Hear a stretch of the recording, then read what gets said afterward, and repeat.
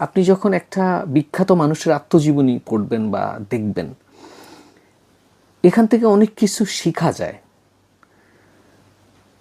আত্মজীবনী বেসিক্যালি ওই সমস্ত মানুষেরই আত্মজীবনী লিপিবদ্ধ হয় যারা জীবনে কিছু অর্জন করছে।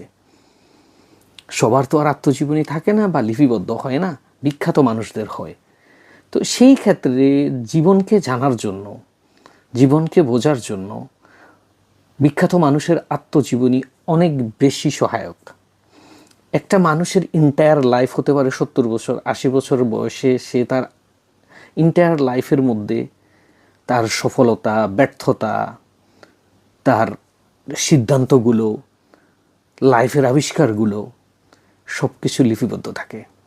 সেই ক্ষেত্রে মানুষ হিসাবে যে আত্মজীবনীটা পড়ে, যদি মনোযোগ সহকারে আত্মজীবনী পড়ে, অনেক কিছু শিখার থাকে। আমি সেটাই মনে করি, এই জন্য আমার ভালো লাগে আত্মজীবনী পড়তে।